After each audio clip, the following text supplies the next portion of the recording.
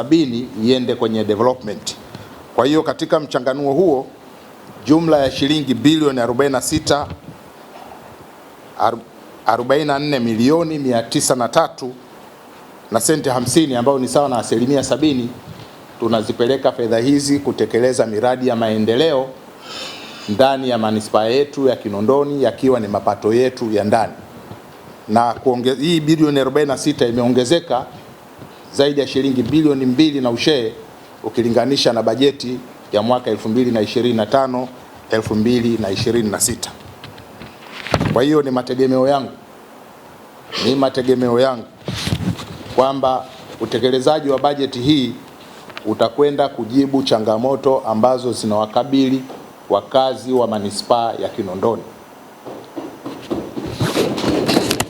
Tunakwenda kutekeleza miradi mbalimbali ya maendeleo kwenye kata zetu 20 na mitaa yetu 106. Lakini tunakwenda kuboresha miundombinu. Moja ya eneo ambalo Kinondoni linatusumbua ni miundombinu, na miundombinu hii ni pamoja na miundombinu ya barabara.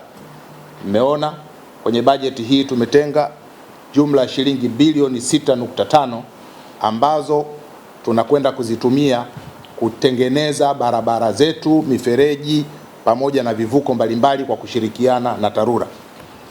Lakini vile vile tumezingatia mfuko wa vijana, kina mama na watu wenye ulemavu, na wenyewe vile vile tumetenga bilioni 6.5 kwenda kuwakopesha vijana, kina mama na watu wenye ulemavu ili na wenyewe waweze kushiriki katika kukuza uchumi wa mtu mmoja mmoja na vikundi kwa ujumla. Na kupitia bajeti hii niendelee kuwaomba pia wale ambao walikopa kipindi kilichopita waendelee kurejesha ili tupate fedha nyingi zaidi tuweze kuwakopesha na wengine.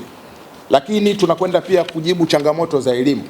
Tutakwenda kununua madawati kwa ajili ya shule zetu za msingi na sekondari.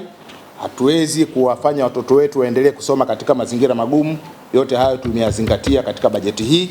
Lakini vile vile tumetenga fedha zaidi ya milioni 750 kwenda kuanzisha shule mpya ya msingi kule Bunju B kwenye kata ya Mabwepande.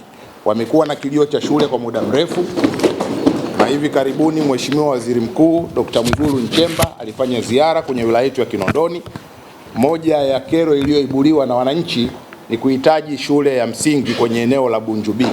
Lakini wakati Mheshimiwa Waziri Mkuu anapokea kero hiyo, sisi halmashauri ya manispaa ya Kinondoni tulikwisha tenga eneo na tulikuwa tumeishaweka kwenye mipango yetu ya bajeti ya ujenzi wa shule hiyo. Kwa hiyo ni waombe wananchi wa Bunju B wakae mkao wa kula, wale wakata Mabwepande wanakwenda kupata shule ya msingi. Kwa baada ya maelezo hayo, sasa ni waombe waheshimiwa madiwani kwa heshima na taadhima niwasilishe kwenu bajeti yetu yenye jumla shilingi bilioni 178,960 milioni 519,167. Naomba niwasilishe na ninaomba niwahoji kama tunaikubali bajeti hii ili iweze kutumika kwa mwaka 2026 2027. Waheshimiwa, bajeti mmeipokea? Ndio. Bajeti mmeipokea? Ndio. Bajeti mmeipitisha? Ndio. Nawashukuru sana.